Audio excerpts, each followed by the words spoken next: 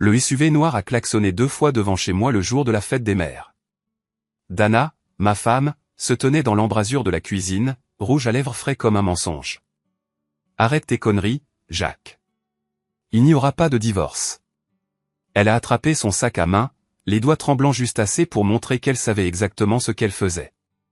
J'ai besoin de cette soirée pour prouver que je suis encore désirable. Ces mots m'ont frappé comme un coup de massue.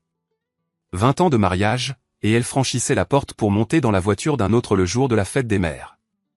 Dana, ne fais pas ça. Elle s'est retournée, le visage froid comme du béton en janvier. N'attends pas, la porte a claqué, faisant vibrer les fenêtres. À travers les stores de la cuisine, je l'ai regardé se glisser sur le siège passager de ce SUV. Les plaques étaient du Michigan, pas du coin. Le chauffeur portait un sweat à capuche de sport avec à l'iron imprimé dans le dos. Un gros type, cou épais, un tatouage serpentant le long de l'avant-bras. Le moteur a rugi, et ils sont partis. Je suis resté là pendant peut-être 5 minutes, à écouter la maison se calmer. Notre fille, Lila, était à l'étage, probablement en train de faire semblant de ne pas avoir entendu la dispute. Le silence donnait l'impression d'être debout dans un bâtiment démoli, à attendre que la poussière retombe. Puis je suis descendu au sous-sol. Mon établi se trouvait dans le coin où je l'avais construit il y a 15 ans. Du chêne massif, marqué par des années de projet. Au-dessus, mes outils étaient suspendus en rangée parfaite. Des marteaux, des clés, des niveaux. Chaque chose à sa place, chaque chose servant un but. J'ai tiré le tiroir du bas et j'ai trouvé mon carnet de chantier. Tous les entrepreneurs en ont un. Un cahier où l'on note le rythme d'un chantier. Qui arrive en retard, qui rogne sur les coins. Qui a besoin d'être surveillé. J'en avais rempli 3 au fil des ans, mais il restait encore des pages à celui-ci. Je l'ai ouvert à une page vierge et j'ai écrit « Fête des mères ». Dana part avec un homme inconnu et des plaques du Michigan. Logo de salle de sport, à l'iron. Le stylo me semblait stable dans la main. 20 ans dans le bâtiment vous apprennent que chaque problème a une solution. Chaque structure a des points faibles. Il suffit d'étudier les plans. J'étais encore en train d'écrire quand Lila est descendue en catimini. « Papa ?» Sa voix était petite, prudente. À 17 ans, elle avait hérité des yeux perçants de Dana, mais de mon menton obstiné. Où est allée maman? Sortir. Je n'ai pas levé les yeux de mon carnet. Avec qui, cette fois? J'ai croisé son regard. Lila avait toujours été trop intelligente pour les mensonges confortables. Quelqu'un avec qui elle ne devrait pas être. Elle s'est assise sur la dernière marche, serrant ses genoux. J'ai vu les messages sur son téléphone la semaine dernière. Elle l'a laissé sur le comptoir quand elle était sous la douche. La voix de Lila a baissé d'un ton. Certains d'entre eux étaient transférés à oncle Tommy. Le stylo s'est arrêté de bouger. Mon frère Tommy, mon associé depuis 8 ans, la seule personne en qui j'avais une confiance absolue. Quel genre de message? Des photos et d'autres trucs. Les joues de Lila sont devenues rouges. Papa, je crois qu'oncle Tommy est au courant pour ce type. J'ai posé le stylo avec précaution. Tu es sûr? Les messages transférés avaient des photos de la salle de sport. Ce grand type qui fait ses muscles devant des miroirs. Maman demandait à oncle Tommy s'il avait l'air sûr et discret. Quelque chose de froid a glissé le long de ma colonne vertébrale. J'ai pris mon téléphone et j'ai composé le numéro de Tommy, je l'ai mis en haut-parleur. Il a répondu à la 3e sonnerie. Jacques, qu'est-ce qui se passe, frangin? En arrière-plan, j'ai entendu des poids qui s'entrechoquaient, de la musique à fond, le son familier d'une salle de sport en pleine effervescence. Cette musique ne vient pas de ton bureau. La ligne est devenue silencieuse, à l'exception de ce bruit révélateur de salle de sport. Jacques, écoute, j'ai raccroché. Lila me fixait avec des yeux trop vieux pour son visage. Papa, qu'est-ce que tu vas faire? J'ai regardé mon carnet de chantier, la page vierge que j'avais commencée. Puis j'ai repris le stylo. Je vais terminer le travail. Le mardi matin, je me suis retrouvé assis dans mon pick-up devant le bureau de Tommy, à l'observer à travers la fenêtre. Il faisait les 100 pas, le téléphone collé à l'oreille, gesticulant comme un homme qui essaie de convaincre quelqu'un de quelque chose qu'ils savent tous les deux être des conneries. Quand il est finalement sorti, son sourire était trop éclatant, trop rapide. Jacques, mec, tu as une sale gueule. Tout va bien? monte dans le camion. Écoute, à propos d'hier, monte dans le camion, Tommy. Il est monté sur le siège passager, et j'ai quitté le parking sans un mot. Nous avons traversé le centre-ville, passé le palais de justice et l'ancienne filature, jusqu'à ce que nous atteignions le parc au bord de la rivière où nous pêchions quand nous étions enfants. Tu veux me dire pourquoi tu aides ma femme à me tromper? Le visage de Tommy a pris plusieurs expressions avant de se figer sur l'innocence blessée. Putain, Jacques. C'est ce que tu crois. Je crois que Dana te parle d'un type nommé Hale. Je crois que tu lui donnes des conseils. Et je crois qu'hier tu savais exactement où elle allait. Il a regardé la rivière pendant un long moment. Écoute, frère, le mariage c'est compliqué. Toi et Dana, vous êtes ensemble depuis le lycée. Peut-être qu'elle a juste besoin de quoi? La permission de baiser à droite et à gauche? De l'espace pour y voir plus clair? C'est comme ça que fonctionnent les mariages modernes, Jacques. On ne peut pas posséder une autre personne. Les mots avaient un goût de fiel. Mariage moderne? Ouais. Les gens ont des besoins. Ils s'éloignent. Ils se rapprochent. Ça n'a pas besoin d'être une catastrophe. J'ai étudié le visage de mon frère, cherchant l'homme qui m'avait appris à lancer une balle courbe et qui m'avait aidé à construire mon premier établi. Tout ce que je voyais, c'était un étranger qui récitait des phrases apprises par cœur. Dana t'a dit de dire ça? Personne ne me dit quoi dire. Alors pourquoi on dirait que tu as répété ça? La mâchoire de Tommy s'est crispée. Tu deviens parano. J'ai démarré le moteur. On verra bien. Cet après-midi-là, j'ai traversé la ville en voiture jusqu'à un petit immeuble de bureaux près du palais de justice. La pancarte sur la porte indiquait « Carrie Voss Investigation et Signification d'acte ». Carrie était une ancienne flic, mi-trentaine, avec le genre de regard qui ne laissait rien passer. Elle m'avait déjà signifié des papiers à 2 reprises lorsque des sous-traitants avaient essayé de se soustraire à leurs obligations. Jacques Rourke. Elle a désigné une chaise en face de son bureau. Que puis-je faire pour vous? J'ai besoin d'informations sur une salle de sport appelée à l'Iron. Les contrats de location, le financement. Aussi, trouvez-moi tout ce qui est public sur les finances de Dana et les combines de Tommy. Elle a griffonné sur un bloc-notes jaune. Personnel ou professionnel? Les deux. D'accord. C'est à propos de la femme qui est partie avec le costaud hier? Je n'aurais pas dû être surpris. Carrie était au courant de tout dans un rayon de 6 pâtés de maison autour de son bureau. Vous avez vu ça? Je vous ai vu debout à votre fenêtre, les regardant partir en voiture. On aurait dit un homme qui passe une très mauvaise journée. Elle a reposé son stylo. Vous voulez que je creuse jusqu'où? Assez profond pour savoir qui me ment. Ça fera $500 plus les dépenses. J'ai rédigé le chèque sans même réfléchir.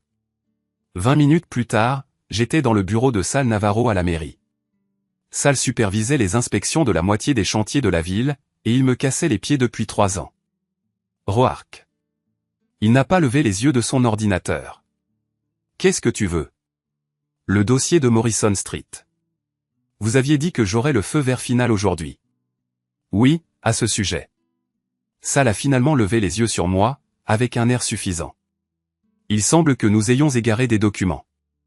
Il faudra peut-être encore 1 semaine ou 2 pour régler ça. Bullshit. Ça représente un blocage de $60 000. C'est le temps qu'il faut. Il s'est adossé à sa chaise. Peut-être que si vous mettiez de l'ordre dans votre vie personnelle, votre vie professionnelle se déroulerait mieux. Ces mots m'ont piqué. Sal était au courant pour Dana. Toute la ville devait être au courant maintenant. Vous voulez répéter ça? Je dis qu'un homme qui est incapable de tenir sa maison en ordre ne devrait pas être surpris que son travail soit examiné à la loupe. Je me suis levé lentement.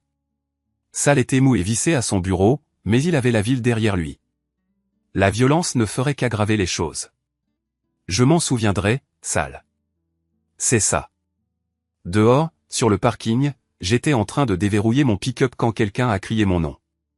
Je me suis retourné et j'ai vu Jerry Morrison, un sous-traitant avec lequel je travaillais depuis des années. Jacques. C'est le comble, hein? Quoi, Jerry?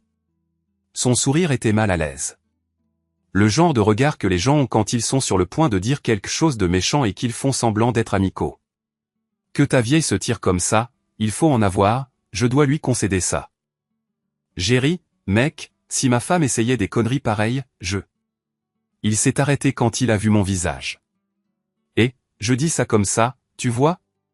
Tout le monde en parle. J'avais l'impression que le parking penchait. Tout le monde? Allez, Jacques. Elle ne se fait pas exactement discrète. Ce crétin musclé avec qui elle est, il se vante à Kelly's Bar depuis une semaine de sa nana mariée. Super romantique, hein? Quelque chose s'est brisé. J'ai fait 3 pas rapides, et Jerry a trébuché en arrière. Oh les mains. Jacques, doucement. T'as quelque chose à dire sur ma femme? Non, mec, je disais juste. Parce que si tu as quelque chose à dire, dis-le-moi en face. Les yeux de Jerry ont balayé le parking. Quelques gars de l'équipe du comté s'étaient arrêtés pour regarder. Je ne voulais rien dire de mal. Si, tu voulais. J'ai fait un pas de plus. Tu voulais dire exactement ce que tu as dit. Jerry a essayé de reculer, mais son talon s'est pris dans le trottoir et il est tombé lourdement, atterrissant sur son cul dans le gravier. Son visage est devenu rouge. Putain, Jacques. Je me suis éloigné avant de faire quelque chose qui me conduirait en prison. Ce soir-là, Carrie a appelé avec ses premières conclusions. Votre frère a enregistré 3 SARL au cours des 6 derniers mois, a-t-elle dit. L'une d'elles, Wolverine Holdings, vient de signer un bail pour une propriété sur Riverside Drive. Qu'est-ce qu'il y a sur Riverside? Hayles Iron Gym. Ton frère Tommy finance le business du mec de ta femme. J'étais assis dans mon pick-up devant la salle de sport, fixant l'enseigne au néon à travers le pare-brise. L'endroit avait l'air fréquenté. Des gars en débardeur allaient et venaient. Le genre de marché à viande qui s'adressait aux hommes qui avaient besoin de prouver quelque chose. Mon téléphone a vibré. Un texto de Dana. Il faut qu'on parle. Tu peux me voir demain. J'ai répondu, j'ai vu le bail de la salle de sport. Le nom de Tommy est dessus. La réponse a été instantanée. On ne divorce pas, arrête de fouiller. J'ai souri sans joie et j'ai tapé, tant mieux. Alors tu survivras à ça. Vendredi soir, je suis entré au Kelly's Bar en sachant pertinemment ce que j'allais y trouver. L'endroit était bondé, la faune habituelle. Des gars du bâtiment, des employés municipaux, des flics en civil. L'air avait le goût de cigarette et de mauvaises décisions. Dana était assise au bar avec lui. Le type était exactement comme je l'avais imaginé. 1,95 m, peut-être 100 kilos, des bras comme des troncs d'arbres et une gueule qui passait un temps considérable devant des miroirs. Il portait un t-shirt moulant qui exhibait ses muscles et une chaîne en or qui accrochait la lumière des néons. Dana m'a repéré la première. Son visage est devenu blanc, puis rouge. Jacques, qu'est-ce que tu fais ici? Je bois un verre dans mon bar de quartier. J'ai commandé une bière à Mickey, le barman, qui avait l'air de préférer être n'importe où ailleurs. C'est qui ton ami? Le mastodonte s'est tourné sur son tabouret. De près, il était plus jeune que je ne l'avais pensé, peut-être 35 ans, avec cette assurance qu'on a quand personne ne vous a jamais dit non. Tu dois être le mari. Il a tendu la main. Marcus Hale, enchanté. J'ai regardé sa main sans la serrer. Tu dois être le briseur de ménage. Marcus a éclaté de rire, un son comme du gravier dans une bétonnière. Briseur de ménage? Mec, j'ai rien brisé du tout. C'est ta femme qui est venue me chercher. Ah bon? C'est ça. Il a passé son bras autour des épaules de Dana, et elle ne s'est pas dérobée. D'ailleurs, elle est venue me voir parce qu'elle avait besoin d'un vrai mec pour changer. Le bar s'est tu. Les conversations se sont éteintes alors que les gens se tournaient pour regarder Marcus. La voix de Dana était sèche. Arrête. Quoi, a-t-il demandé. Marcus lui a serré l'épaule. De toute façon, c'est pas un secret. La moitié de la ville sait que je m'occupe de ce qu'il n'arrive pas à gérer à la maison. J'ai posé ma bière avec précaution. T'as envie de sortir dire ça? Pourquoi? Pour que tu te fasses casser la gueule en privé? Marcus s'est levé, et il était plus imposant que lorsqu'il était assis. Frère, j'ai déjà eu ta femme dans ton lit. Qu'est-ce que tu crois que je vais te prendre d'autre? Les mots ont frappé comme un coup physique. Le bar a retenu son souffle. J'ai souri. Merci de l'avoir dit aussi clairement. Quoi? Au lieu de frapper, j'ai sorti mon téléphone et arrêté l'enregistrement. Il tournait depuis que j'étais entré. J'ai dit « Merci. Ça va faire un malheur au tribunal. » Le visage de Marcus a changé. « Tu m'enregistres ? Lieu public. Pas d'attente de vie privée. » J'ai remis le téléphone dans ma poche. « Mais si tu veux continuer cette conversation dehors, je suis partant. » Dana a attrapé le bras de Marcus. « On y va. » Non. Marcus s'est dégagé. Ce petit con se croit malin. Laisse-moi lui montrer à quoi ça ressemble, la malice. Il m'a bousculé pour se diriger vers la porte. J'ai suivi, et la moitié du bar est venue avec nous. La ruelle derrière le Kéliès était étroite, éclairée par une seule lampe au sodium qui rendait tout jaune et maladif. Marcus a fait craquer ses épaules, craquer ses doigts. « T'es sûr de vouloir faire ça? Vieux schnock? T'as quel âge? 45 ans. Je pourrais être ton fils. 42, et si t'étais mon fils, je t'aurais appris la politesse. » Marcus a ri et a balancé le premier coup. Il était grand et fort, mais les muscles de salle de sport n'apprennent pas à se battre. J'ai esquivé. Le coup a heurté son poignet et a utilisé son élan pour l'envoyer face première dans le mur de briques. Il a rebondi, a pivoté et est revenu à la charge. Cette fois, je l'ai laissé me toucher avec un coup éraflant à la joue qui a picoté, mais ne m'a pas fait tomber. Puis je l'ai frappé en retour, un direct du droit court au plexus solaire qui l'a plié en deux. Problème ici, agent? Le lent Ortiz est entré dans la ruelle, la main posée sur sa matraque. Il était jeune, peut-être 33 ans, avec la sorte de moustache que les flics se laissaient pousser quand ils voulaient avoir l'air plus dur qu'ils ne l'étaient. Pas de problème, agent. J'ai remis ma chemise en place. Juste une conversation. Marcus était toujours courbé, essayant de reprendre son souffle. Ce connard m'a attaqué. C'est vrai? Ortiz m'a regardé. Vous avez attaqué ce monsieur. Il a frappé le premier. Je me suis défendu. J'ai des témoins. Marcus a pointé du doigt la foule du bar. Dites-lui. Mais la foule hochait la tête, marmonnant des choses comme « j'ai rien vu » et « ça avait l'air réglo ». Ortiz a allumé sa caméra corporelle. Votre nom, monsieur? Marcus Hale. Et vous? Jack Rourke. Une histoire de femme? Une histoire de respect, ai-je dit. Marcus a fini par se redresser. C'est une histoire de connard jaloux qui est pas capable de satisfaire sa femme. Ortiz a soupiré. Monsieur Hale, vous voulez répéter ça devant ma caméra? Vous m'avez entendu, ai-je dit. J'ai déjà eu sa femme dans son lit, et il peut rien y faire. Bon. Ortiz a pris des notes dans son carnet. Monsieur Rourke, vous voulez porter plainte pour agression? J'ai regardé Marcus, qui me dévisageait comme si j'avais tué son chien. Pas ce soir. Vous êtes sûr? J'en suis sûr. Je me suis approché d'Ortiz et j'ai baissé la voix. Mais gardez cette séquence. Il a hoché légèrement la tête. Je vais m'assurer qu'elle soit classée correctement. Alors qu'Ortiz s'éloignait, Marcus m'a attrapé le bras. C'est pas fini. J'ai baissé les yeux sur sa main, puis j'ai relevé les yeux sur son visage. T'as raison. C'est pas fini. Je souris.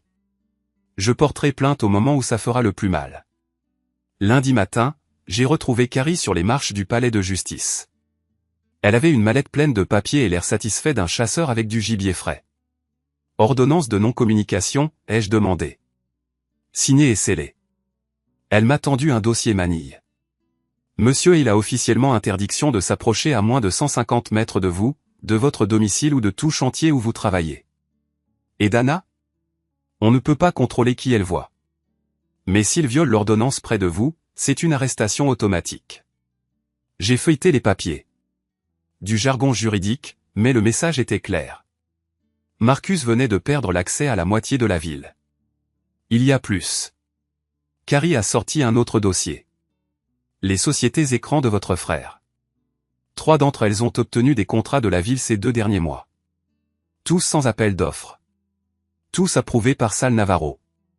Conflit d'intérêts au minimum. J'ai fait des copies et je les ai envoyées au journal. Elle a souri.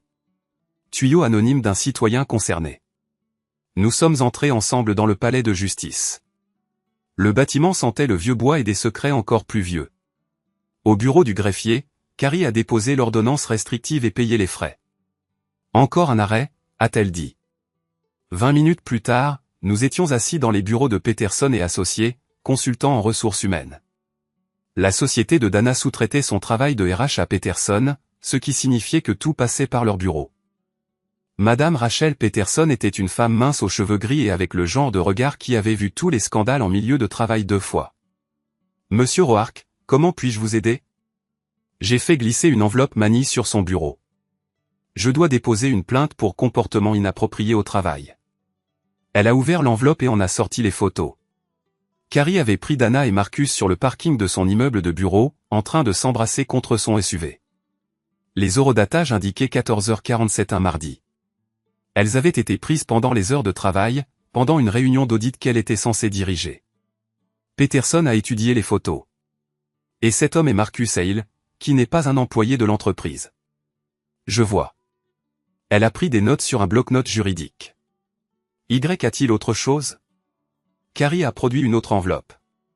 Message texte entre Madame Rourke et Monsieur Hale envoyé pendant les heures de travail depuis son téléphone professionnel. Certains contiennent des images explicites. L'expression de Peterson n'a pas changé, mais elle a écrit plus vite. Comment avez-vous obtenu ces informations? Demande d'accès aux documents administratifs. Carrie a menti avec aplomb. Monsieur Hale les a postés sur les réseaux sociaux avec des informations d'identification visibles. Ce n'était pas vrai, mais Peterson ne pouvait pas le vérifier sans impliquer des avocats. Et elle avait des problèmes plus importants à régler. Je vais devoir enquêter sur ça, a finalement dit Peterson. Combien de temps? 2 semaines. Peut-être moins. Elle a levé les yeux.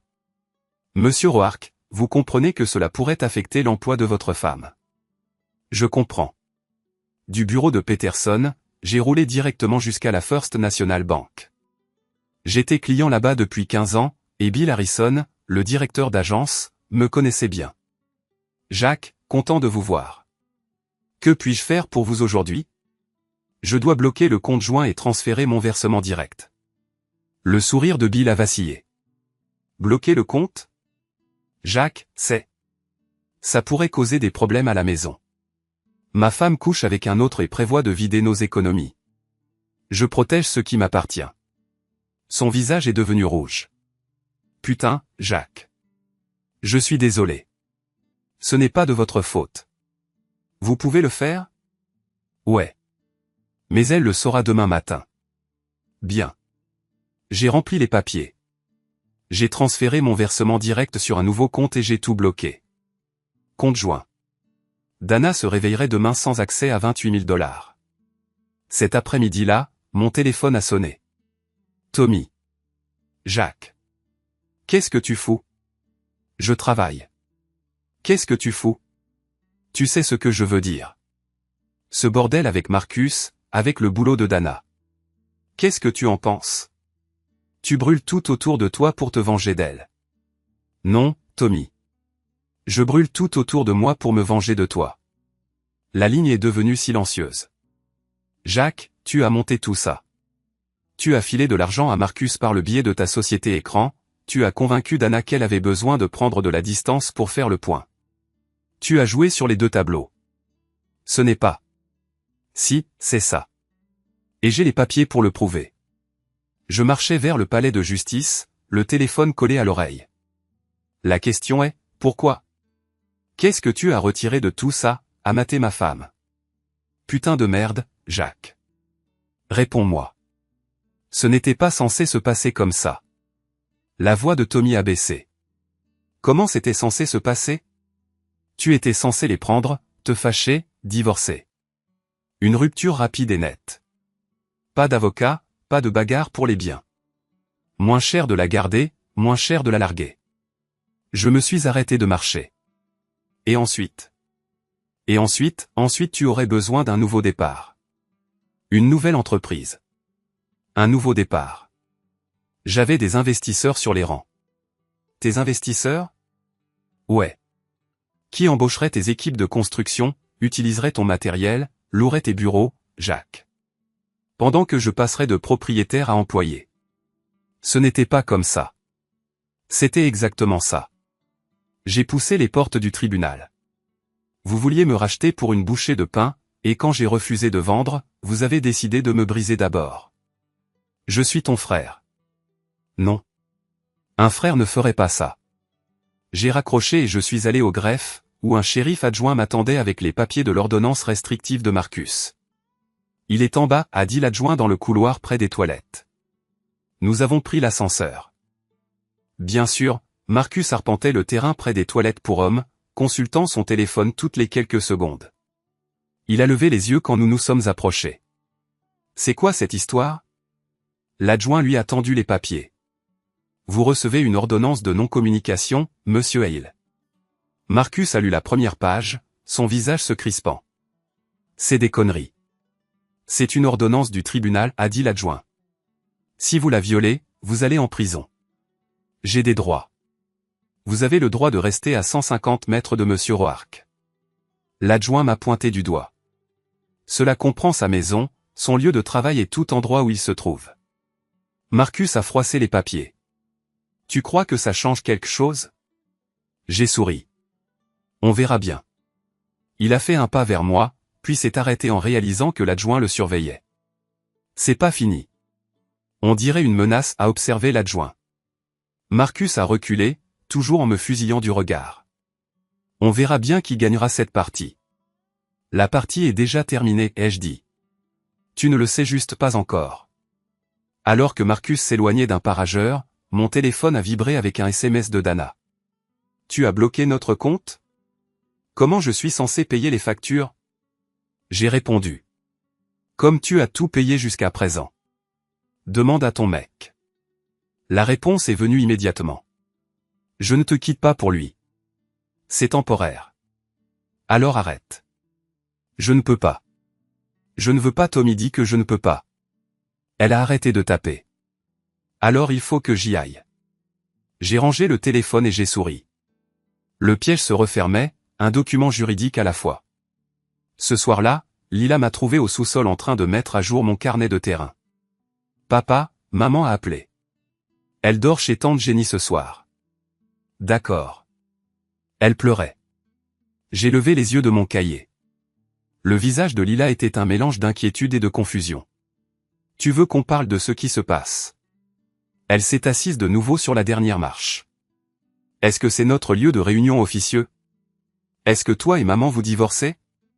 Je ne sais pas. Tu veux? Je veux qu'elle arrête de me mentir. Et si elle ne peut pas?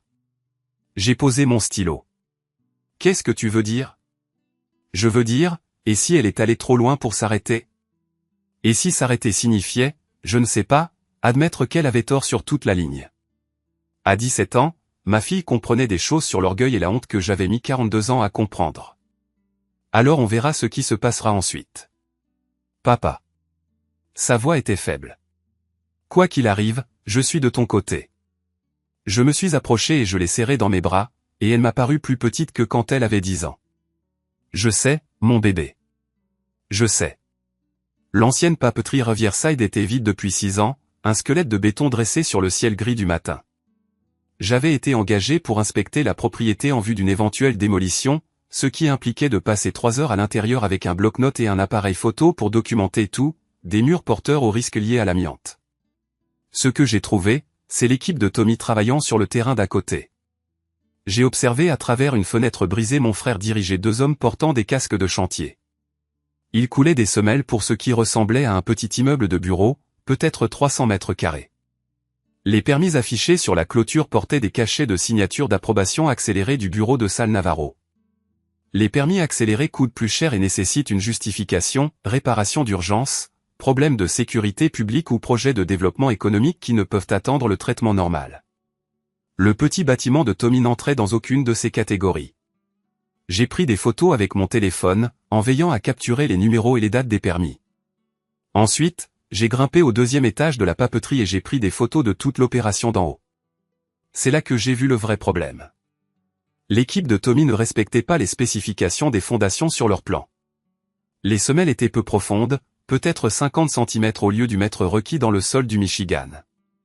Cela signifiait que le bâtiment commencerait à s'affaisser dans les 2 ans. Dans 5 ans, il serait condamnable. Un travail bâclé, délibérément. Tommy construisait quelque chose de destiné à échouer. Mon téléphone a vibré. SMS de Lila. Papa, maman veut te rencontrer au parc Riverside à midi. Elle dit que c'est important. J'ai regardé ma montre. 11h30. Je pouvais y être si je partais maintenant, mais je devais faire un arrêt d'abord. Le bureau de l'Ocha était en centre-ville, dans un bâtiment gris qui ressemblait à un classeur sur le côté. J'avais eu affaire à l'Ocha 2 fois auparavant. Une fois pour un vrai problème de sécurité, une fois pour une plainte bidon d'un concurrent. Janet Wu dirigeait le bureau local. Elle avait peut-être 50 ans, avec le genre de précision qu'on acquiert après 20 ans à mesurer les dangers sur le lieu de travail. Monsieur Roark, qu'est-ce qui vous amène? Je lui ai tendu les photos que j'avais imprimées chez Kinkoes. Construction dangereuse au 1247 Riverside Drive. Elle fit défiler les photos, son visage se crispant. Semelle superficielle, 45 cm dans un sol d'1 mètre. Permis accéléré, mais aucune justification d'urgence au dossier. Janet griffonna des notes sur un bloc jaune. Vous avez les plans affichés sur le chantier? Bloquez l'accès au public. J'envoie quelqu'un cet après-midi. Elle leva les yeux. C'est votre concurrence? Mon frère. Ses sourcils se levèrent d'un coup. Ça complique les choses. Pas pour moi. J'ai quitté l'Ocha et je suis allé à Riverside Park, où Dana était assise sur notre vieux banc au bord de l'eau. Elle avait l'air plus petite que dans mon souvenir, comme si quelque chose de lourd l'avait aplatie. Jacques. Elle ne s'est pas levée quand je suis arrivé. Merci d'être venu. Je me suis assis à l'autre bout du banc, laissant de l'espace entre nous. Lila disait que c'était important. Tout s'écroule.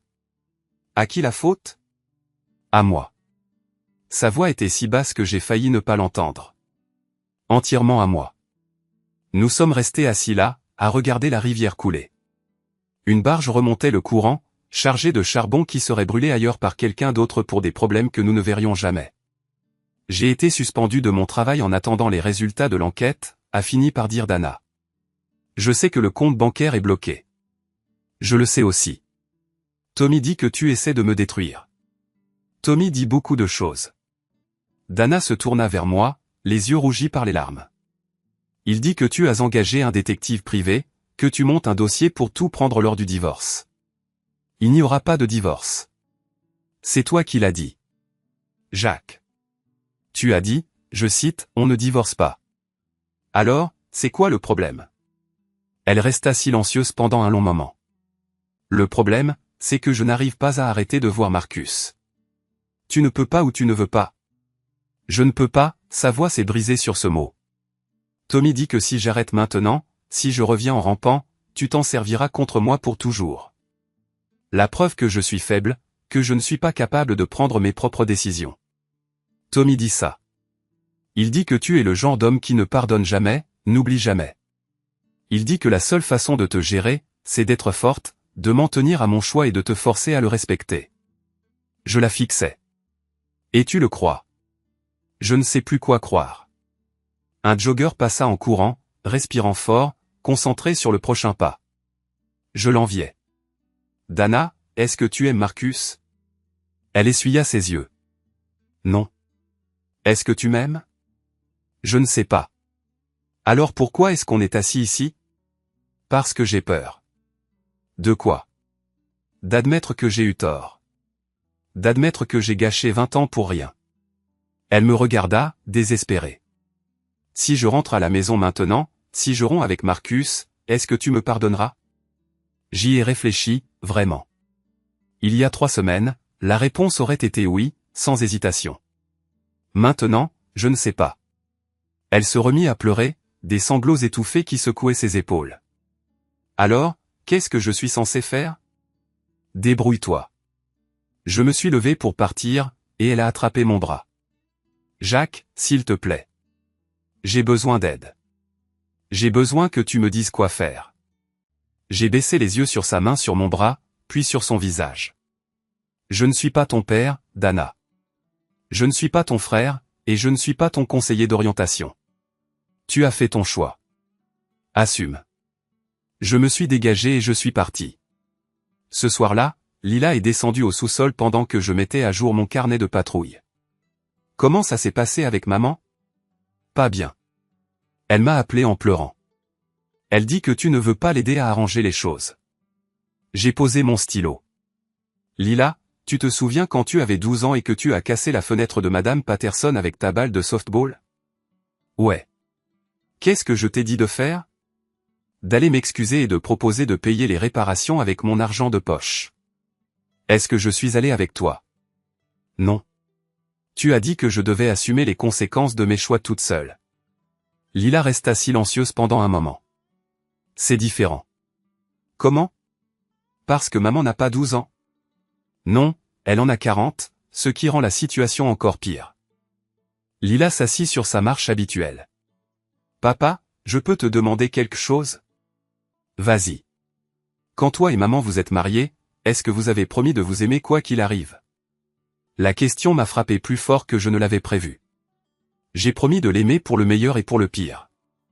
C'est pas la pire partie, ça? J'ai regardé ma fille, si jeune et déjà capable de percer les mensonges que les adultes se racontent. Ouais, chérie, c'est clairement la pire partie. Alors tu devrais pas l'aimer quand même? J'ai secoué la tête. L'amour, ce n'est pas une promesse de laisser quelqu'un te détruire, Lila. L'amour, c'est une promesse d'être la meilleure version de toi-même pour l'autre. Quand ils arrêtent d'essayer d'être la meilleure version d'eux-mêmes, alors quoi?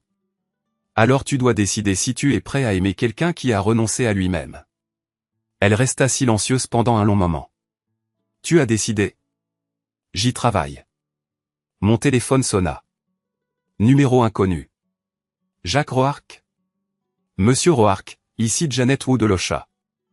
Nous avons inspecté le chantier que vous avez signalé aujourd'hui. Qu'est-ce que vous avez trouvé? Exactement ce que vous aviez dit que nous trouverions. Semelle superficielle, mélange de béton non conforme, absence de compactage adéquat du sol. L'ensemble du projet reçoit un ordre d'arrêt des travaux. Bien. Il y a autre chose. Les permis ont été déposés sur la base de fausses déclarations. Nous recommandons au procureur municipal d'enquêter sur des accusations de fraude. Je souris. Merci de me tenir au courant. Ton frère va savoir que tu as déposé cette plainte. C'est le but. Après avoir raccroché, Lila me fixait, les yeux écarquillés. Papa, qu'est-ce que tu viens de faire? Mon boulot. Le lendemain matin, Tommy appela à 6 heures du mat. Espèce d'enfoiré. Bonjour, mon frère. L'Ocha a fermé mon chantier. 3 mois de boulot partis en fumée. T'aurais peut-être dû respecter les normes de construction. C'est à cause de Dana, hein? Tu détruis tout ce que j'ai construit parce que ta femme voulait de la nouveauté. C'est de toi qu'il s'agit, Tommy. De toi qui paie Marcus pour foutre en l'air mon mariage, puis qui utilise des sociétés bidons pour me piquer mes contrats. J'arrive pas à y croire. J'ai les preuves. Les SARL, les virements bancaires, les formulaires de permis avec de fausses signatures. Tu veux continuer à jouer, ou on parle comme des adultes? Un silence s'installa au bout du fil. Qu'est-ce que tu veux? Je veux savoir pourquoi mon propre frère a décidé de détruire ma vie. Ce n'était pas personnel. Tout, dans cette histoire, est personnel. Jacques, écoute. Non, c'est toi qui écoutes. Dana a été suspendue aujourd'hui, le temps d'une enquête pour comportement inapproprié au travail. Ton pote Marcus risque des accusations de harcèlement. Ton projet de construction est mort, et je ne fais que commencer. T'es dingue. Je suis méthodique. C'est différent. Je raccrochai et retournai au travail. Jeudi après-midi. Retour à la vieille papeterie. Mais cette fois, je n'étais pas seul. Sal Navarro sortait de sa voiture de fonction, un presse-papier à la main, l'air d'apporter de mauvaises nouvelles. Roark. Sal. J'ai entendu dire que tu étais occupé cette semaine. Je le suis toujours. Il se dirigea vers l'entrée de la papeterie, où je travaillais depuis le lever du soleil. J'ai reçu une plainte concernant des pratiques dangereuses sur ce chantier. De qui? Un tuyau anonyme. Son sourire était aussi fin que du papier à cigarette. Selon la plainte, tu coupes les coins ronds sur l'étude de l'amiante. Je posais mon appareil photo. C'est intéressant. Pourquoi ça? parce que je n'ai pas encore commencé les travaux sur l'amiante. Ils sont prévus pour la semaine prochaine. Le sourire de Sal vacilla. Bon, peut-être que la plainte est arrivée en avance. Peut-être que c'est de la connerie, cette plainte. Fais gaffe, Roark. Je peux arrêter ce chantier d'un simple coup de fil. Et je peux déposer une plainte pour harcèlement auprès de ton supérieur. On parie sur qui gagne. Nous nous fixâmes du regard, séparés par 6 mètres de béton brisé. Sal avait du pouvoir, mais il avait été trop loin. Fais ton boulot, dit-il finalement. Je le fais toujours. Après le départ de Sal, je montai au 3e étage de la papeterie et pris des photos du chantier de Tommy d'en haut. L'ordre d'arrêt des travaux était toujours affiché, mais je pouvais voir des traces de pneus fraîches dans la boue. Quelqu'un travaillait encore malgré la fermeture ordonnée par l'OSHA. Mon téléphone sonna. Lila ? Papa ? Il faut que tu rentres à la maison. Qu'est-ce qui se passe ? Maman est là. Et elle a amené Marcus. J'étais dans mon pick-up et je roulais avant qu'elle ait fini sa phrase. J'arrivais dans notre rue en 8 minutes, en dépassant toutes les limitations de vitesse entre la papeterie et la maison. Le SUV de Marcus était garé dans notre allée comme si elle lui appartenait. À l'intérieur, je trouvais Dana et Marcus dans notre salon. Dana était assise sur le canapé où elle avait l'habitude de lire des histoires à Lila au moment du coucher. Marcus se tenait près de notre cheminée, les mains dans les poches, l'air à l'aise. Jacques, Dana se leva. Il faut qu'on parle. Sors-le de ma maison. Il a le droit d'être ici. Non, il n'a pas le droit. Je sortis mon téléphone. Il viole une ordonnance restrictive rien qu'en étant ici. Marcus éclata de rire. Les ordonnances restrictives ne s'appliquent pas à la maison de ta femme. Ce n'est pas sa maison. C'est notre maison. Et je te dis de partir. Fais-moi partir. Je regardais Dana. Tu veux qu'il soit là. Je veux qu'on règle ça comme des adultes. Les adultes n'amènent pas leurs amants à la maison pour négocier avec leur mari. Marcus fit un pas en avant. Peut-être que les adultes ne laissent pas leurs femmes trouver de meilleurs hommes. C'est à ce moment-là que Lila apparut en haut des escaliers. Maman, qu'est-ce qui se passe ? Le visage de Dana devint blanc. Lila, monte dans ta chambre. Pourquoi il est là, lui ? Marcus leva les yeux vers ma fille avec un regard qui me fit serrer les poings. Salut, ma jolie. Je suis Marcus. Je suis un ami de ta maman. Je sais qui tu es. La voix de Lila était froide. C'est à cause de toi que mes parents se disputent. Lila, lança Dana d'un ton sec. Monte. Non. Lila descendit les escaliers lentement, délibérément. C'est ma maison aussi. Elle dépassa Marcus sans le regarder et se plaça à côté de moi. Papa a raison, dit-elle. Tu n'as rien à faire ici. L'expression de Marcus se durcit. Petite, tu ne sais pas de quoi tu parles. J'en sais plus que tu ne crois. Lila. Arrête. Dit Dana, mais Lila n'avait pas fini. Je sais que tu envoies des textos à ma mère depuis 6 semaines. Je sais que c'est oncle Tommy qui vous a présenté. Je sais que tu as dit à tes potes à la salle de sport que tu étais en train de briser une femme mariée. Je t'ai entendu le dire. La pièce devint silencieuse quand je demandais. Le week-end dernier, quand maman m'a emmené prendre une glace après sa séance de sport, la voix de Lila était aussi stable qu'un laser de chantier. On s'est arrêté à la station-service à côté de la salle de sport. Marcus était dehors en train de parler avec ses amis. Il ne nous a pas vus. Le visage de Marcus était devenu rouge écarlate. Espèce de petite. Non. Je me suis interposé. Ne pense même pas à finir cette phrase, dis-je. Elle ment, Jacques, lança Dana. Non, maman, je ne mens pas, Lila sortit son téléphone. J'ai enregistré. Elle appuya sur lecture. La voix de Marcus sortit du minuscule haut-parleur, se vantant auprès de quelqu'un à propos de sa femme projet, et expliquant qu'il lui donnait ce que son vieux ne pouvait pas. Le visage de Dana s'effondra. Tu l'as enregistré ? Je l'ai enregistré parce que je savais que tu ne me croirais pas sinon. Marcus essaya d'arracher le téléphone. Donne-moi ça. J'attrapai son poignet avant qu'il ne puisse toucher ma fille. Non. Lâche-moi. Pars maintenant. Sinon quoi ? Sinon, j'appelle l'officier Ortiz et je lui dis que tu as violé l'ordonnance restrictive tout en menaçant une mineure. Marcus regarda autour de la pièce, les larmes de Dana, le regard défiant de Lila, moi, debout entre lui et tout ce qu'il pensait pouvoir prendre. Ce n'est pas fini, dit-il. Si, c'est fini. Il marcha vers la porte, puis se retourna.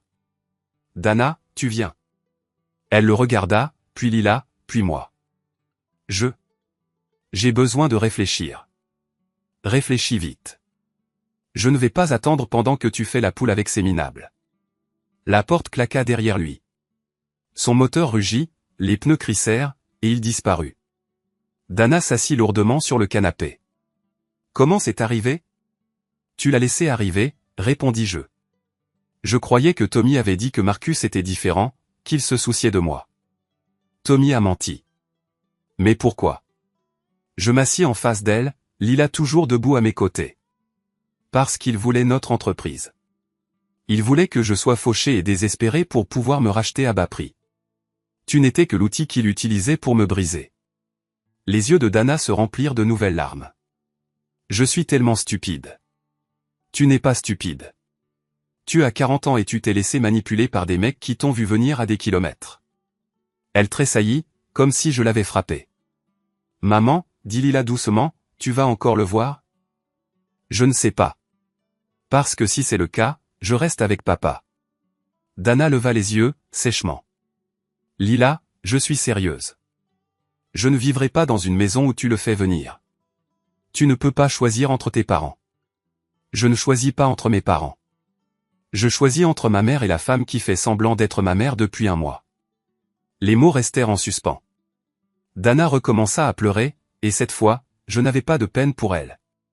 Ce soir-là, après le départ de Dana chez sa sœur, j'étais en train de mettre à jour mon carnet de terrain quand mon téléphone sonna. Carrie. Jacques, on a un problème. Quel genre de problème? Le genre qui fait ressembler tout ce qu'on a fait jusqu'à présent à un jeu d'enfant. Explique-toi. J'étais en train d'éplucher les relevés financiers de Tommy, de faire correspondre les sociétés écrans avec les dépôts bancaires. Ton frère a détourné les cotisations de retraite de ses employés pour maintenir la salle de sport de Marcus à flot. Je posais mon stylo. Combien? 47 000 jusqu'à présent. Peut-être plus. Putain, ça empire. Le bail de la salle de sport n'est pas seulement financé par Tommy. Il est garanti par un fonds de pension qui couvre la moitié des ouvriers du bâtiment du comté. Ce qui veut dire que si la salle de sport coule, elle entraîne le fonds de pension avec elle. 300 familles perdent leur argent de retraite. Je fermais les yeux. Depuis combien de temps ça dure? 6 mois. Peut-être plus. Qui d'autre est au courant? Juste nous pour l'instant. Carrie. Oui. On en finit ce soir. La pluie a commencé au coucher du soleil, transformant les rues en miroirs noirs reflétant les néons et les phares. J'étais garé devant le Hills Iron, à regarder les derniers clients déguerpir dans la tempête. Le SUV de Marcus était garé sous un lampadaire, moteur tournant. Il était à l'intérieur de la salle de sport, se déplaçant rapidement, transportant des cartons vers son véhicule. À travers la fenêtre, je pouvais le voir entasser des dossiers et du matériel dans des sacs poubelles. Il fuyait.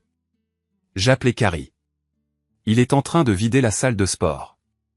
Il a probablement eu vent de l'enquête sur les retraites. Comment? Tommy? Ton frère a appelé Marcus il y a 20 minutes. J'écoutais la ligne fixe de la salle de sport. Où va-t-il? Vers le sud, s'il est intelligent. Le Canada, s'il est désespéré. Je démarrai mon pick-up. Je le suis. Jacques, laisse la police s'en occuper. La police n'est pas encore au courant de l'histoire de l'argent des retraites. Ils le seront demain matin. Demain matin, ce sera trop tard.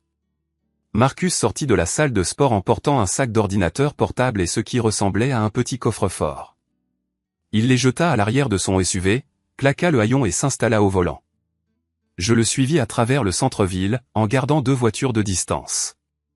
La pluie redoublait, transformant le pare-brise en une cascade que les essuie-glaces ne parvenaient pas à maîtriser.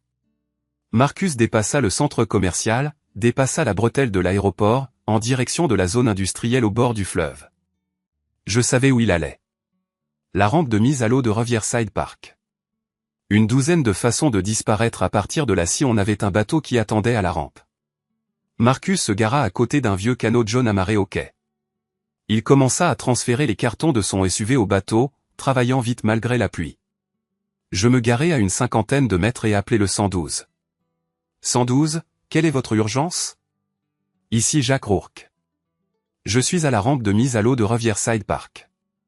Il y a un homme ici qui s'enfuit avec des biens volés. Des biens volés? Des fonds de pension. Environ 50 000 $, monsieur. Vous êtes sûr? Absolument.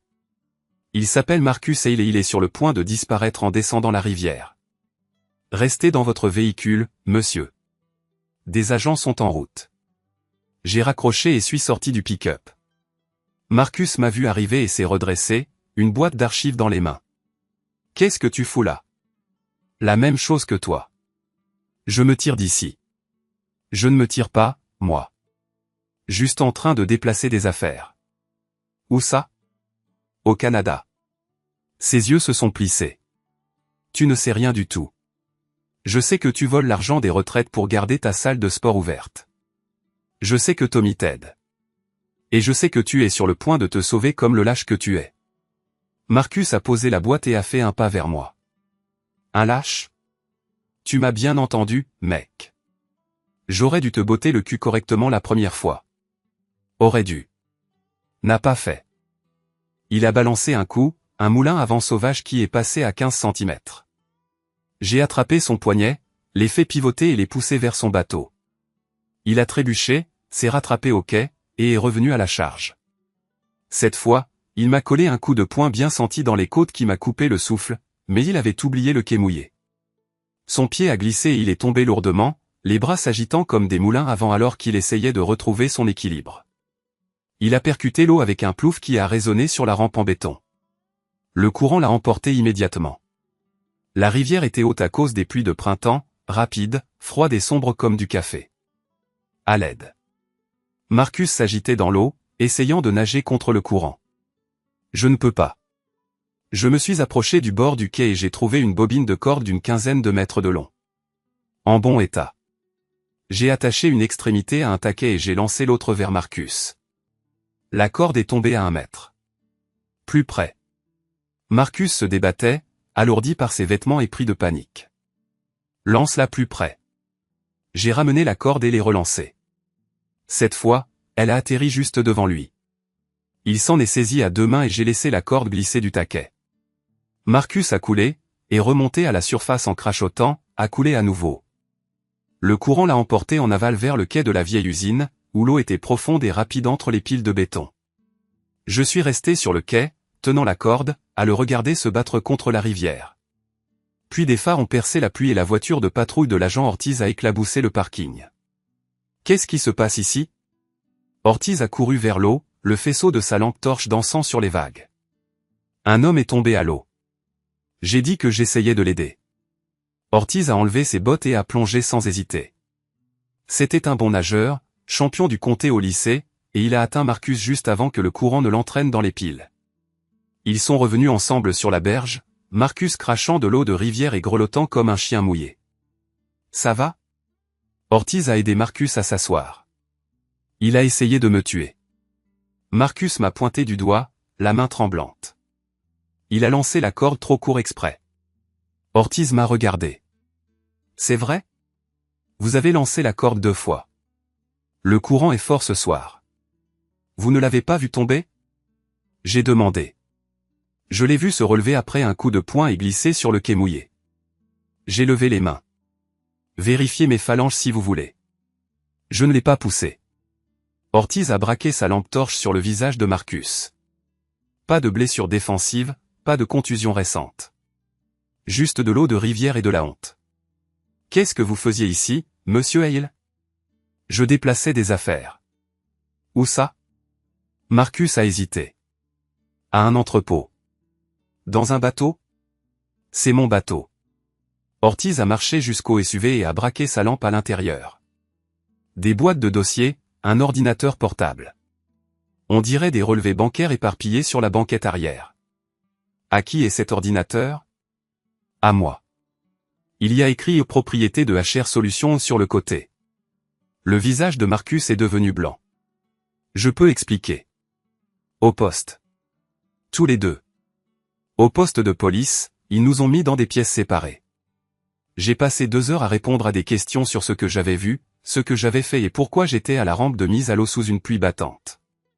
Quand ils ont finalement accepté de me laisser partir, Marcus était toujours enfermé. Il s'avère que l'ordinateur portable appartenait à la société de Dana. Les dossiers dans sa voiture contenaient des relevés de retraite et des relevés bancaires qui ne lui appartenaient pas. Monsieur Rourke. Ortiz m'a arrêté dans le couloir. Cet enregistrement de la bagarre au bar la semaine dernière.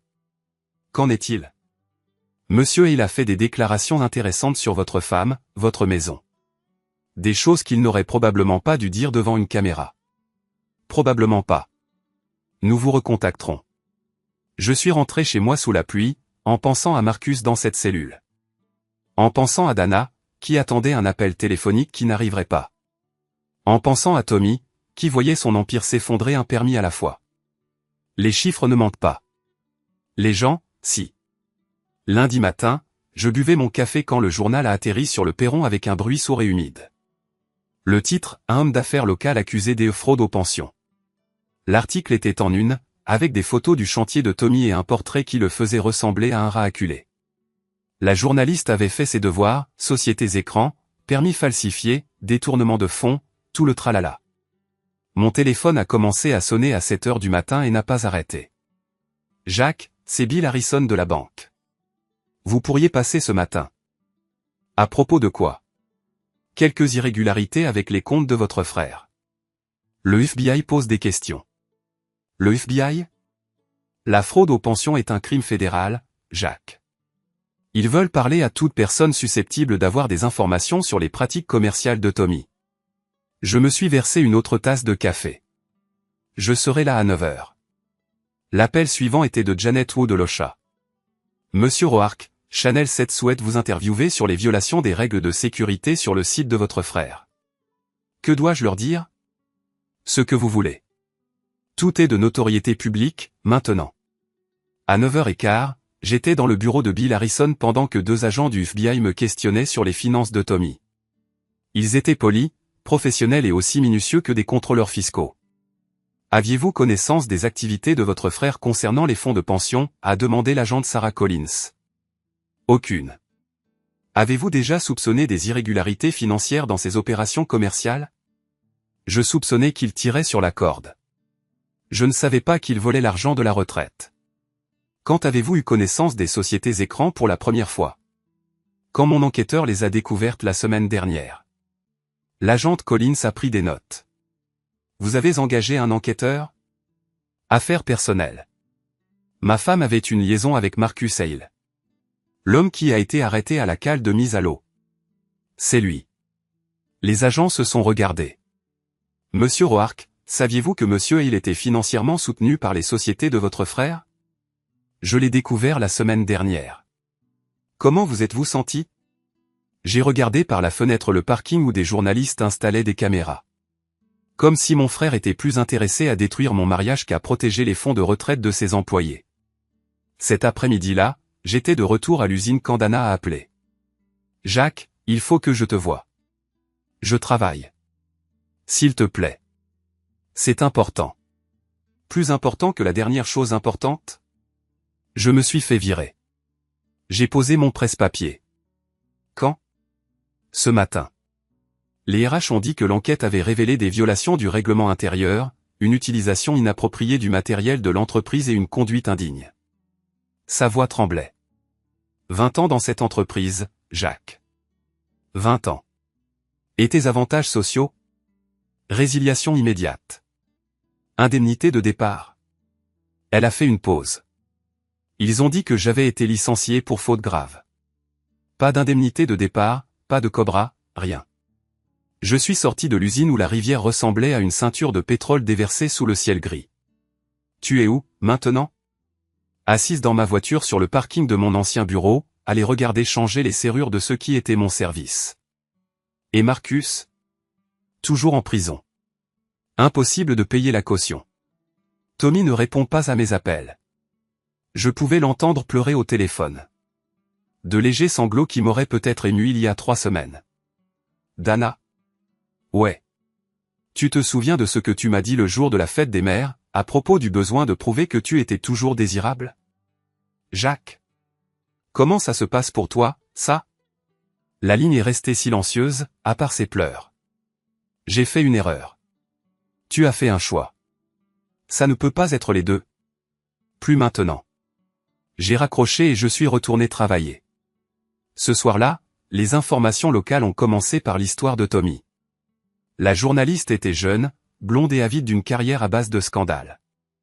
Des sources proches de l'enquête affirment que Thomas Roark aurait détourné jusqu'à 75 000 $ des fonds de pension des employés pour financer des projets personnels, notamment une salle de sport locale et plusieurs projets immobiliers. Ils ont montré des images aériennes du chantier de Tommy, maintenant vide à l'exception du ruban de la police et du matériel abandonné. Monsieur Roark n'a pu être joint pour commenter, mais son avocat a publié une déclaration niant toutes les allégations. Mon téléphone a sonné. Tommy. T'es content, maintenant? J'y arrive. J'ai tout perdu, Jacques. La société, les contrats, ma réputation. Tes employés ont perdu l'argent de leur retraite. J'allais le rembourser. Avec quoi? De la fausse monnaie? Les projets auraient rapporté assez pour tout couvrir et plus encore. Quel projet? Celui que l'Ocha a fermé à cause de la sécurité? La salle de sport? Ce truc perd de l'argent tous les mois. Tommy, sais-tu? Comment t'as su pour le pognon de la salle de sport? De la même manière que j'ai su pour les fonds de pension. J'ai posé les bonnes questions aux bonnes personnes. Tu m'as ruiné. Tu t'es ruiné. J'ai juste fait en sorte que tout le monde le voie. Et la famille? La loyauté? Je suis ton frère. Mon frère ne se serait pas mêlé de mon mariage pour me voler mon entreprise. J'essayais de t'aider. M'aider à quoi?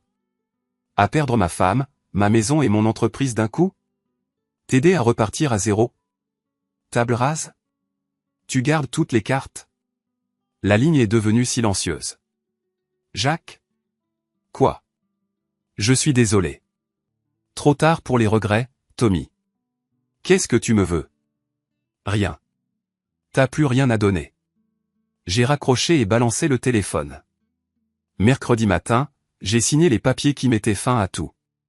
La maison a été vendue en 4 heures à un promoteur. Des appartements allaient être construits. Transaction au comptant. Pas d'inspection. Pas de chichi. J'ai pris 70% du prix demandé et je suis parti.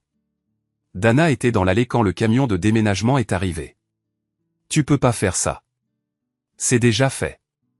Elle a regardé 2 types en salopette sortir notre canapé. C'est chez moi, ici. C'était chez toi.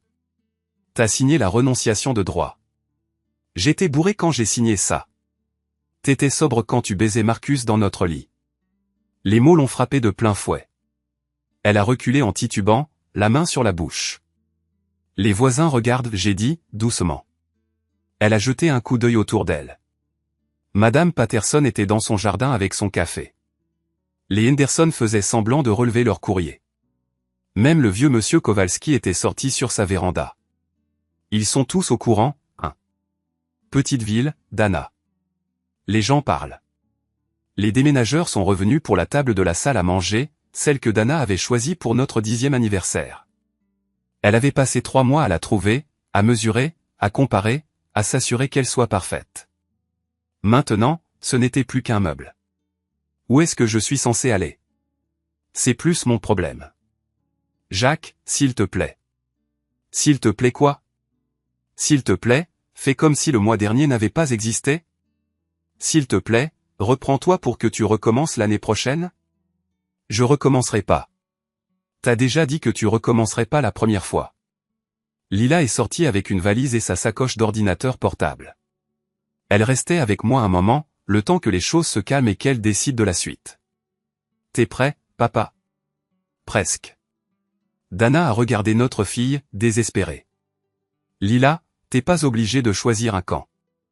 Je choisis pas un camp, maman. Je choisis le respect de soi. Les mots étaient les miens, mais Lila les a prononcés comme si elle le pensait vraiment. Le SUV de Marcus a rugi dans la rue, assez fort pour réveiller les morts. Il s'est garé derrière le camion de déménagement et en est sorti, le visage déformé. « C'est quoi ce bordel ? » « C'est ma maison qui est vendue à quelqu'un qui saura l'apprécier, j'ai dit. »« Tu peux pas vendre la maison de Dana. »« C'est pas la maison de Dana. Elle me l'a cédée la semaine dernière. » Marcus a regardé Dana. « T'as signé quoi ? » « J'étais bourré, a-t-elle répété, comme si le fait de le dire suffisait à le rendre vrai. « Bourré ou pas, t'as signé. » J'ai tendu à Marcus une copie de la session de droit. Fais-la examiner par un avocat. Il a froissé les papiers. C'est des conneries. C'est du business. Tu crois que t'as gagné quelque chose ? Je sais que j'ai gagné quelque chose. Marcus a fait un pas vers moi, puis s'est arrêté quand il a vu la voiture de l'agent Ortiz tourner dans notre rue. Messieurs. Ortiz est sorti lentement, la main sur sa radio. Tout va bien ici ? Impeccable, j'ai dit. Monsieur Hale. Des problèmes ? Marcus a jeté un coup d'œil au camion de déménagement, aux voisins, à Dana qui pleurait. Aucun problème. Bien. Ortiz m'a fait un signe de tête. Monsieur Roark. Bonne journée. Tandis que la voiture de police repartait, Marcus a attrapé Dana par le bras. Viens, on s'en va. Elle s'est dégagée. Me touche pas. Quoi ? J'ai dit, me touche pas. Après tout ce que j'ai fait pour toi ? Après que j'ai sacrifié ma liberté pour toi. T'as rien sacrifié pour moi. La voix de Dana se faisait plus forte. Tu t'es servi de moi pour soutirer de l'argent à Tommy. C'est pas comme ça que ça s'est passé. Elle a essuyé ses yeux. Lila m'a fait écouter l'enregistrement. J'ai entendu ce que tu penses vraiment de moi. Marcus est devenu rouge. Ta gamine est une petite peste. C'est là que j'ai bougé. 3 pas et j'avais Marcus à la gorge. Pas fort, juste assez. Tu ne parles pas de ma fille. Lâche-moi les mains. Tu ne regardes même pas ma fille. Jacques. Dana a tiré sur mon bras. Laisse-le. J'ai lâché prise et j'ai reculé. Il s'est frotté la gorge, me lançant des regards noirs. C'est pas fini. Si, c'est fini. Tu crois que tout détruire fait de toi un gagnant ? Je pense que protéger ce qui compte fait de moi un homme. Marcus a balayé l'allée du regard, le camion de déménagement, Dana, Lila. Baissez-vous. Tous. Il a sauté dans son SUV et est parti en trombe, les pneus crissant.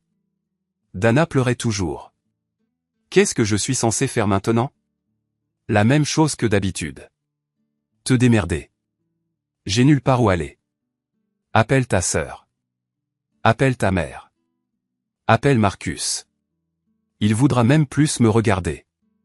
Je peux pas dire que je lui en veux. Elle a tressailli. C'est cruel. C'est honnête. Les déménageurs ont terminé et m'ont tendu un presse-papier. Toute notre vie, réduite à une liste d'inventaire. Alors qu'ils partaient, mon téléphone a vibré. SMS de Carrie, trouvez plus gros. Tommy utilise l'argent des retraites depuis 6 mois. Vol total $127 000.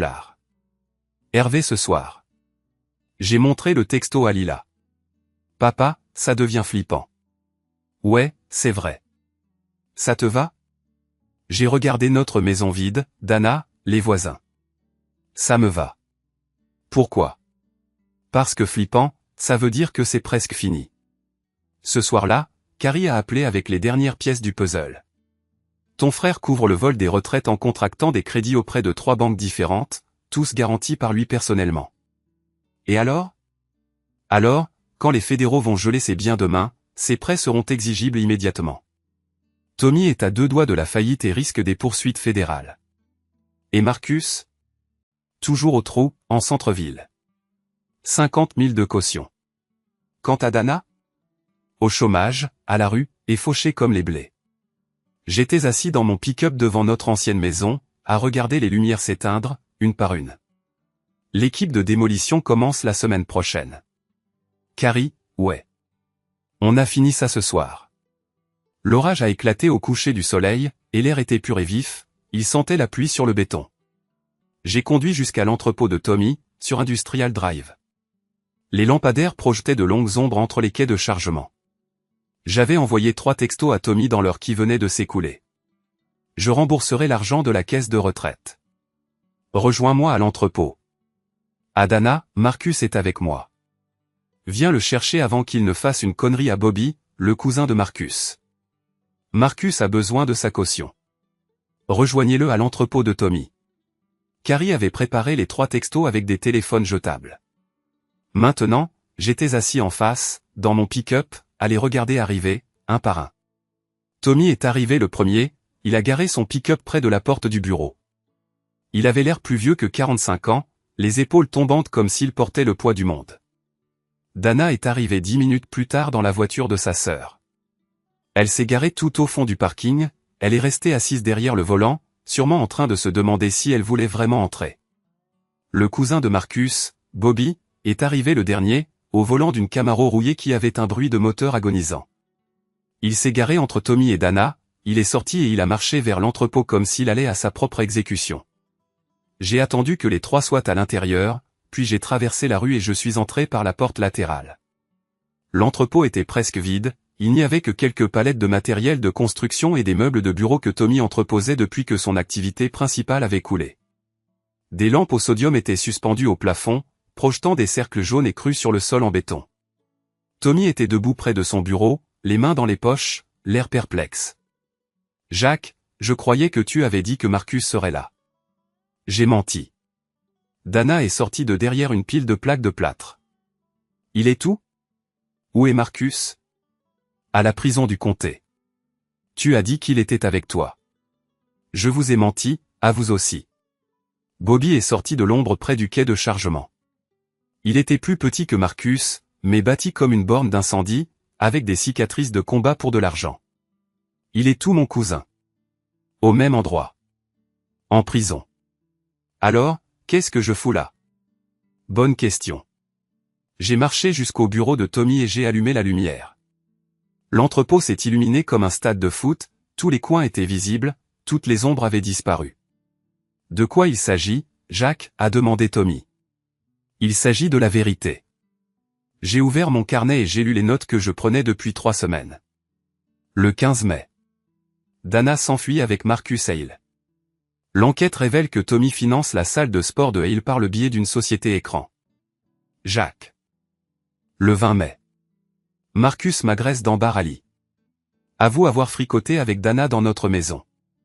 La caméra piéton de la police a enregistré ses aveux. Qu'est-ce que tu fais? Le 22 mai. Le chantier de construction de Tommy est fermé pour non-respect des règles de sécurité et fraude au permis de construire. Tommy a fait un pas vers moi. Arrête. Le 24 mai. Marcus essaie de s'enfuir avec l'argent volé de la caisse de retraite et les biens de l'entreprise. Interpellé à la base nautique. J'ai dit, arrête. Le 28 mai.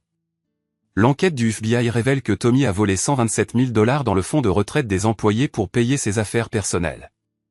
Le silence s'est abattu sur l'entrepôt, hormis le bourdonnement des lumières. Et aujourd'hui, j'ai continué. Le 30 mai, les 3 conspirateurs se retrouvent sur les lieux du crime pour discuter de leur prochaine action. Dana me fixait comme si j'avais une tête de plus. Conspirateurs? Toi, Tommy et Marcus. Les 3 personnes qui ont décidé que ma vie ne valait pas autant que vos petits plaisirs personnels. C'était pas comme ça, a dit Tommy. Raconte-moi comment c'était. C'était censé être simple. Dana aurait sa petite aventure. Tu les surprendrais. Elle se sentirait coupable et accepterait un divorce rapide. Pas d'avocat, pas de bagarre pour l'argent. Rupture nette. Et après? Et après, tu aurais besoin d'argent. Un boulot. Je t'aurais proposé du travail. Peut-être. Un jour. Un partenariat dans la nouvelle entreprise. Ta société. Notre société. Connerie. Bobby regardait de l'un à l'autre comme s'il regardait un match de tennis. De quoi vous parlez, bordel? Affaire de famille, ai-je dit. C'est dingue. Dana s'est dirigée vers la porte. Je me casse. Non. Elle s'est arrêtée. Tu peux pas me retenir ici. Je te retiens pas. Tu restes parce que tu veux savoir comment ça finit. Je sais comment ça finit. Tu gagnes, on perd. Tout le monde est malheureux. C'est pas comme ça que ça finit. J'ai marché jusqu'au bureau de Tommy, j'ai pris le téléphone sur son bureau, j'ai composé le 17, et j'ai reposé le combiné sans raccrocher. Jacques, qu'est-ce que tu fous, a demandé Tommy. Je finis le boulot. C'est à ce moment-là que Bobby a sorti un couteau. C'était une lame pliante, peut-être 10 cm de long, le genre de truc que les ouvriers du bâtiment ont sur eux pour couper de la corde et ouvrir des cartons. Rien de sophistiqué, mais assez tranchant pour faire des dégâts. Personne n'appelle les flics, a dit Bobby. Bobby? Commença Tommy. La ferme. Bobby pointa le couteau vers moi. Mon cousin est tantôt la cause de ce connard. Sa vie est foutue. Ton cousin a foutu sa propre vie en l'air en couchant avec une femme mariée. Putain, mec, c'est le train-train quotidien. En volant les fonds de pension et en se tirant comme un lâche. Le visage de Bobby se crispa. Marcus n'a rien volé du tout. Regarde le dépôt des pièces à conviction. Ordinateur portable, relevé bancaire. 47 000 balles en liquide. Cet argent était à lui. Non. Bobby se jeta sur moi avec le couteau. Il était rapide, mais il avait annoncé son coup en baissant l'épaule. Je me suis écarté, j'ai attrapé son poignet et utilisé son élan pour l'envoyer dans une pile de palettes. Le couteau a volé, claquant sur le sol en béton. Bobby s'est relevé en balançant des coups, mais il était déséquilibré et en colère.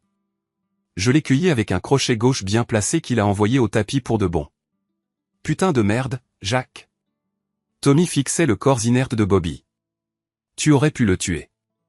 J'ai retenu mon coup. C'est dingue. C'est ça, la justice. Dana se rapprochait de nouveau de la porte à petits pas. Je m'en vais. Dana, attends. Tommy la coupa. On doit parler. De quoi? De la vérité. Quelle vérité? Tommy me jeta un coup d'œil, puis revint vers Dana. De la vraie raison pour laquelle j'ai piégé Marcus. Le silence se fit dans l'entrepôt. Je ne voulais pas que Jacques se doute de quoi que ce soit concernant les affaires, dit lentement Tommy. Je piquais dans les fonds de pension depuis 8 mois. Jacques est trop honnête, trop méticuleux avec les comptes. Il aurait fini par me choper. Le visage de Dana devint livide. Alors, tu as décidé de détruire son mariage? J'ai décidé de le distraire. De lui donner une affaire personnelle pour qu'il ne regarde pas de trop près les finances de la boîte. Tu t'es servi de moi. Je me suis servi de vous deux. Je me suis approché du téléphone du scène 12 et j'ai décroché. L'opératrice était toujours là. Ici Jacques Rourke, au 1247 Industrial Drive. Je signale un détournement de fonds, une fraude et un complot. Monsieur, êtes-vous en danger immédiat? Plus maintenant. J'ai raccroché et je me suis retourné vers Tommy et Dana. Vous voulez savoir la vraie blague? J'avais une confiance aveugle en vous deux. Dana. Je pensais que tu traversais une crise de la quarantaine, Tommy. Je pensais que tu essayais de m'aider à sauver mon mariage. Jacques, commença Dana. Je n'ai jamais soupçonné que vous complotiez ensemble pour me détruire. Les épaules de Tommy s'affaissèrent. Ça ne devait pas se passer comme ça. Comment ça devait se passer? Vous deviez les surprendre rapidement, vous mettre en colère, demander le divorce. Dana se sentirait coupable et accepterait de tout partager. 50-50. 50-50. Tu serais parti avec assez d'argent pour recommencer ailleurs. Loin d'ici. Ouais. Comme ça, je pourrais voler le fonds de pension sans que personne ne s'en aperçoive? Comme ça, je pourrais emprunter dessus temporairement le temps de lancer les nouveaux projets. J'allais tout rembourser. Dana fixait Tommy comme si elle ne l'avait jamais vu. Tu m'as dit que Jacques était contrôlant, qu'il ne me laisserait jamais m'épanouir à moins que je ne force les choses. Je t'ai dit ce que tu avais besoin d'entendre. Tu m'as dit que Marcus tenait à moi. Marcus tenait à l'argent que je lui versais. Combien? Tommy détourna le regard. 2000 par mois pour te séduire et te garder intéressé. Les mots frappèrent Dana de plein fouet. Elle recula en titubant, une main sur son ventre. 2000 plus les dépenses, les dîners, les cadeaux, tout ce qu'il fallait. J'étais un job pour lui. Vous étiez un job pour nous deux. Dana s'effondra sur une pile de palettes, le visage dans les mains. Mon Dieu. Mon Dieu, qu'est-ce que j'ai fait? Tu as fait ce que Tommy t'a dit de faire, dis-je. Pareil pour Marcus. Mais j'ai choisi. J'ai choisi de te quitter, de te blesser, de détruire notre famille. Ouais, tu l'as fait. Elle leva les yeux vers moi, des larmes coulant sur son visage. Pourras-tu jamais me pardonner? J'y ai pensé, vraiment pensé. Il y a un mois, la réponse aurait été automatique. Maintenant, je ne sais pas. Qu'est-ce que ça veut dire? Ça veut dire que le pardon, ce n'est pas la même chose que la confiance. Et sans confiance, il ne reste rien sur quoi construire. Les sirènes se rapprochaient. Des lumières rouges et bleues clignotaient à travers les fenêtres de l'entrepôt. Jacques, dit Tommy. Tu n'es pas obligé de faire ça. On est une famille. Une famille ne vole pas sa famille. Tout le monde fait des erreurs. Les erreurs sont accidentelles. Ce que tu as fait était délibéré. Les portes de l'entrepôt s'ouvrirent en grand et des policiers se précipitèrent à l'intérieur, armes au poing. Police. Les mains en l'air, qu'on les voit. J'ai levé les mains. Jacques Rourke. C'est moi qui ai appelé. L'officier Ortiz fut parmi les premiers à franchir la porte. Il jeta un coup d'œil à Bobby inconscient sur le sol, à Dana qui pleurait sur les palettes, à Tommy qui se tenait les mains en l'air. Qu'est-ce qui s'est passé ici? Aveu, dis-je. Tout. Enregistré sur l'appel au 112. Enregistré comment? J'ai pointé le téléphone sur le bureau de Tommy. La ligne est ouverte depuis 10 minutes. Tout ce qu'ils ont dit est sur la bande. Ortiz s'approcha et décrocha le combiné. Ici l'officier Ortiz. Vous êtes toujours là? Une voix grésilla dans le haut-parleur. Toujours là. Tout est enregistré. Jésus, murmura Tommy. Deux inspecteurs prenaient les dépositions pendant que les ambulanciers auscultaient Bobby pour une commotion.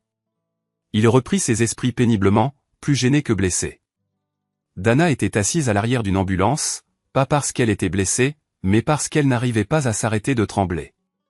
Une policière était assise à ses côtés, prenant des notes pendant que Dana parlait. De l'autre côté du parking, je l'ai regardé embarquer Tommy dans une voiture de patrouille.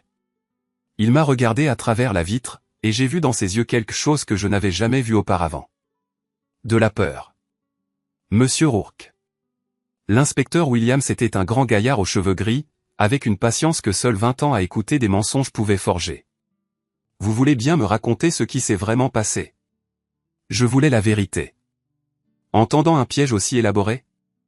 En leur donnant assez de cordes pour se pendre. Pour se pendre? Williams griffonnait des notes dans un petit carnet. Vous réalisez que votre frère risque des poursuites fédérales? Détournement de fonds, fraude électronique, association de malfaiteurs. Je m'en suis rendu compte. Et votre femme? J'ai regardé Dana, assise dans l'ambulance. Elle fixait le vide, comme quelqu'un qui se réveille d'un long cauchemar. Ma femme a été victime, elle aussi. Vous en êtes sûr? Elle a fait de mauvais choix, mais elle les a faits sur la base des mensonges que Tommy lui a racontés. C'est généreux de votre part. C'est exact. Williams referma son carnet. Il faudra que vous veniez demain pour une déposition formelle. Je serai là. Alors que les flics en finissaient et que les ambulances s'éloignaient, je me suis retrouvé seul sur le parking avec Dana. Jacques? Ouais. Qu'est-ce qui va se passer maintenant? J'ai regardé l'entrepôt, les rubans de police, les marqueurs d'indices et le verre brisé à l'endroit où quelqu'un avait marché sur le couteau de Bobby. Maintenant, tu vas apprendre à vivre avec ce que tu as fait. Et nous? Il n'y a plus de nous. Mais si je me fais aider, si je comprends pourquoi j'ai laissé Tommy me manipuler, Dana, arrête. Je sais que je t'ai blessé. Je sais que j'ai tout gâché. Mais les gens peuvent changer, pas vrai? J'ai pensé à ces 20 années la naissance de Lila, notre première maison, la façon dont Dana riait de mes blagues à 2 balles. Les gens peuvent changer, ai-je dit. Mais je ne peux pas oublier. Tu n'essaies même pas. J'ai essayé pendant 3 semaines. J'ai essayé de comprendre, de pardonner, de trouver une issue. J'ai secoué la tête. Mais à chaque fois que je te regarde, je te vois monter dans ce SUV le jour de la fête des mères. Je te vois le choisir lui plutôt que moi, plutôt que notre famille, plutôt que tout ce qu'on a mis 20 ans à construire. J'étais complètement perdu. Tu as été égoïste. Les mots restèrent suspendus entre nous. Alors, c'est fini, demanda Dana. C'est fini. Elle hocha la tête lentement. Et Lila? Lila décidera par elle-même. Elle a 17 ans, pas 7. Assez grande pour comprendre ce qui s'est passé et pourquoi. Je l'aime. Je sais que tu l'aimes. Tu crois qu'elle me pardonnera un jour? C'est entre elle et toi. Dana alla à la voiture de sa sœur et monta dedans. Elle démarra le moteur mais ne passa pas la première. Jacques. Quoi? Pour ce que ça vaut, je suis désolé. Je sais que tu le hais. Est-ce que ça compte? Ça compte pour ce que ça vaut, exactement.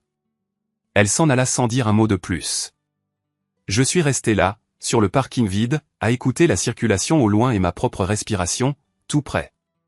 L'entrepôt avait l'air différent maintenant, plus petit en quelque sorte, comme s'il était terminé et prêt à être démoli.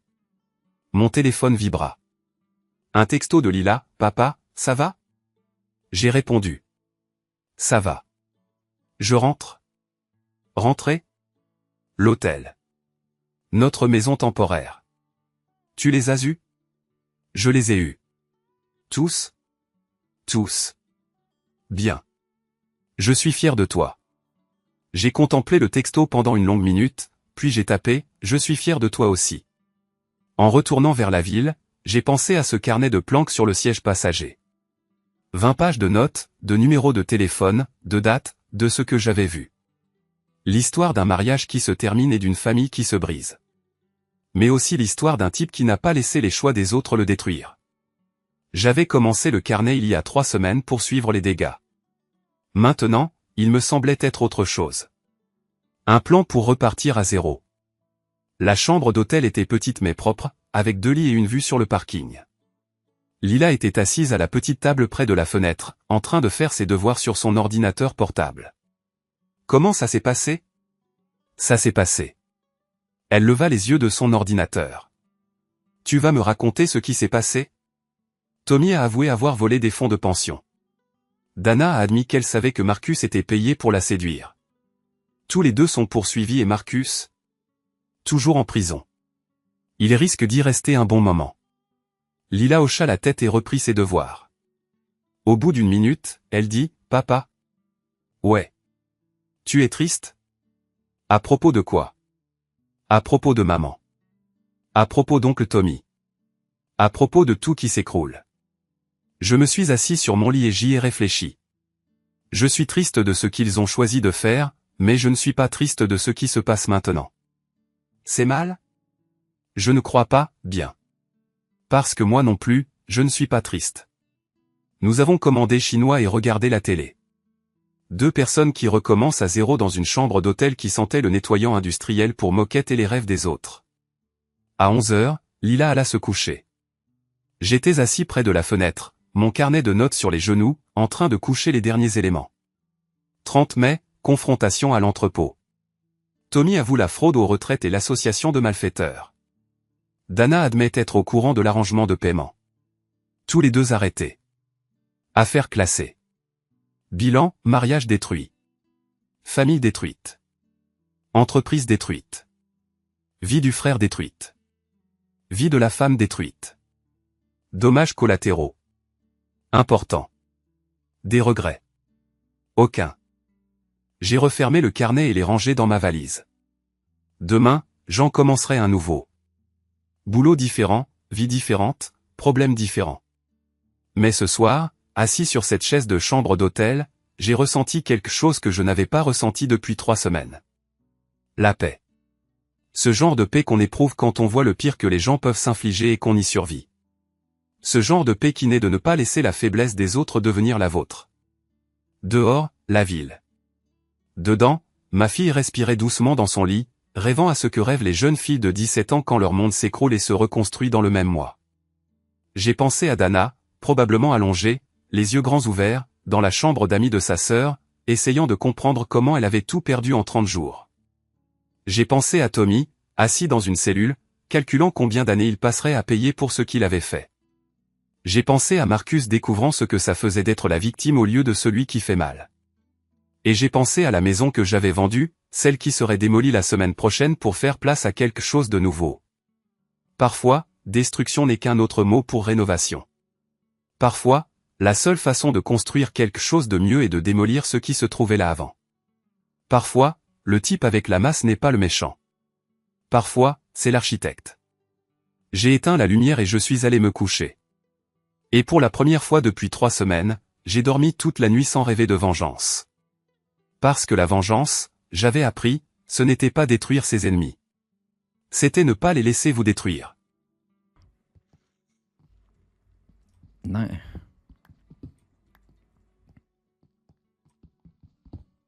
Hvorfor dit, hvorfor dat? Sig tak, for jeg sætter god musik på.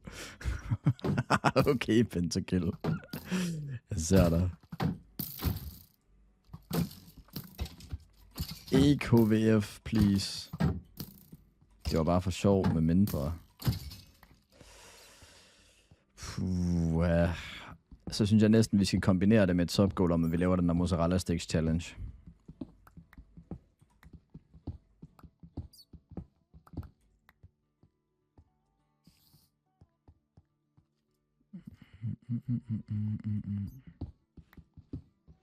Hvad er det for en challenge? Vi skal bare se, hvor mange vi vil spise. Kan jeg vinglas? Den retter simpelthen vi også til vinglas. Jeanette, er der noget, du gerne vil tale om her? Hvor mange kan du spise? Jeg ved det ikke faktisk. De mætter jo mere, end man skal tro på grund af det der skrammel, der er rundt om.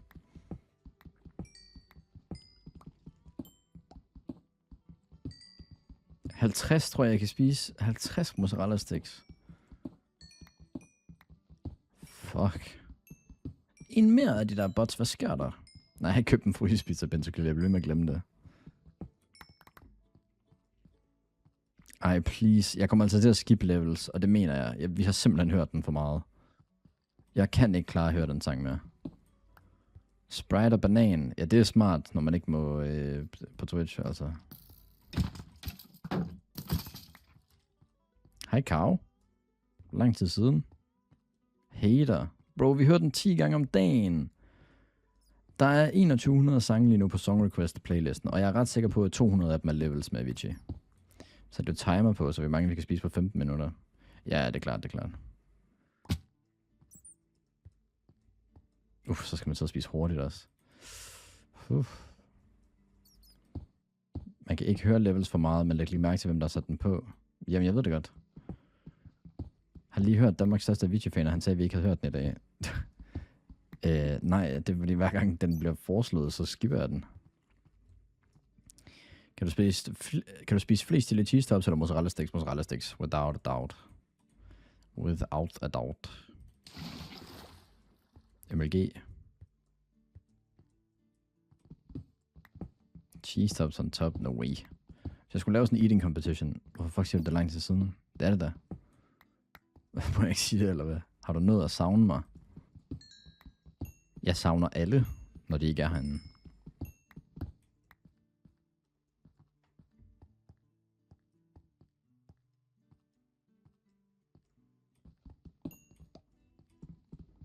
Jeg savner dig, MH. Det er fedt nok, at alle bare er begyndt at kalde mig MH, udover en.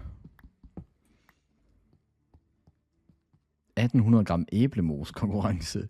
Fuck, det lyder varmt. Det er jo ikke ægte. Hey, mand. Ja, nice.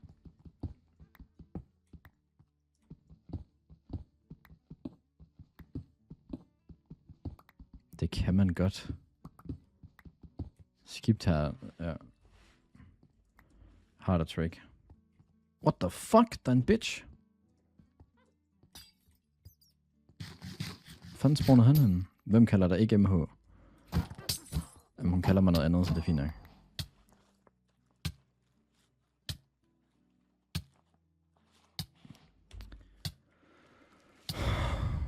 Hold kæft, noget musik.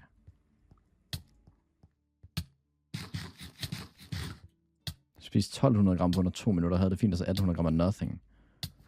What? Det lyder bare ikke særlig lækkert. What? En creeper, der står og lurker deroppe. Hvad der sker? Hvorfor er jeg ved at dø til der poison? Det tager så lang tid. Der er stadig 12 sekunder endnu.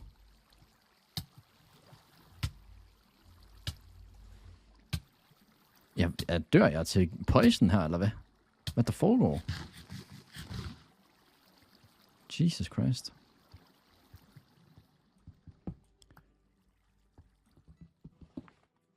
Det er en goat. Okay, nu bliver der simpelthen glazet netto til 1 kilo lasagne, han. Man kan ikke dø til poison, det er bare træls. Ja, okay. Okay, jeg ser. Så kan jeg lige bruge 80 fucking bread på at sidde og heal mit håb heroppe igen.